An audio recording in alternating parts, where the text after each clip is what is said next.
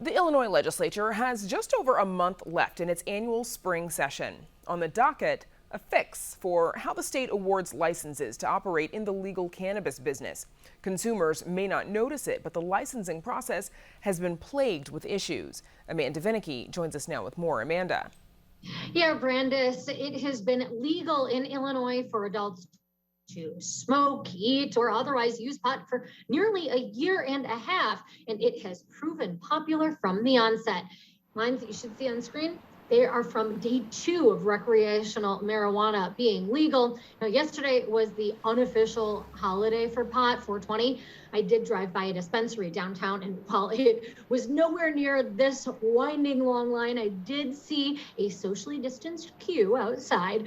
The problem, really the holdup, lies, however, in Illinois' promises of expanding the pool of business owners who are able to make a profit from those sales. We let the people down, and I apologize that people have been waiting, and they've used a lot of their life savings to become a business owner in Illinois, to only be delayed.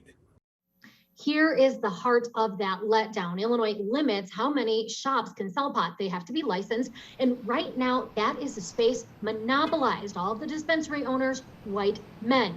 When the state moved from medical marijuana to allowing recreational use, Governor J.B. Pritzker and other backers promised with great fanfare that they would use the legalization of pot to repair harms caused to those most targeted and most harmed by the war on drugs. A war that sent a disproportionate number of people of color to prison for drug crimes. But all this time, a year and a half later, it hasn't happened. Toy Hutchinson is the governor's top advisor on cannabis issues. We've had some hiccups. It's been extremely challenging to try to dismantle what's so incredibly, for lack of a better term, baked into the system. But I do believe that when this is all done, we're going to have the most diverse ownership in the country. We just have to get through, the difficulties of getting this off the ground and getting through litigation and passing legislation and fixing and tweaking.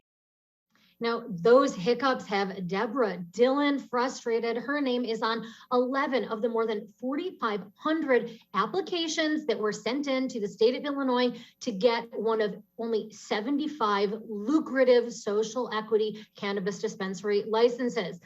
None of her applications were among the 21 to get perfect scores eligible for a lottery. This whole debacle is to the benefit of the incumbents and to the politically connected and to and to the wealthy. There's no effort, no real effort for social equity at all. Dillon's scores, by the way, came close, just not a perfect score that those 21 folks who made it to the lottery did receive.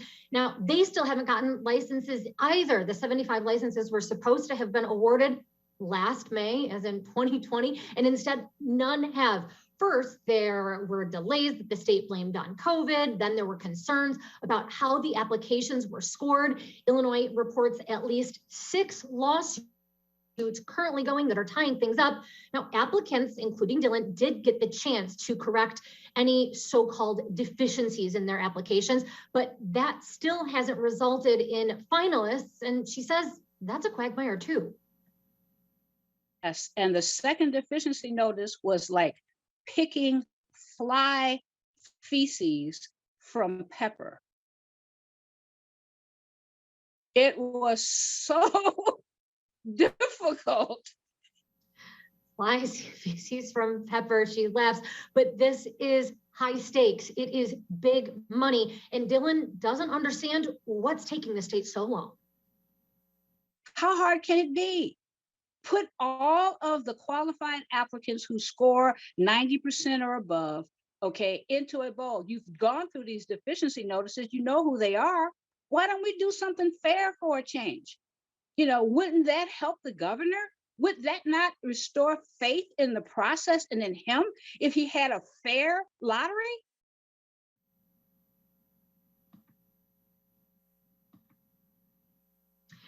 That now enter Representative Ford. He has a new bill that aims to get things on track. We're going to make sure that people that should be in that lottery have a true opportunity. And who are those people? People that were hardest hit by the war on drugs, who the law was intended for. And so I think that we are in good shape to make sure that this monopoly of the cannabis industry ends in Illinois, and it will be diverse as a result of the law that we pass coming up. That proposal comes after months, really, probably nearly a year of negotiations, including with the Pritzker administration. And Hutchinson says the governor is committed to getting those social equity licenses issued this year.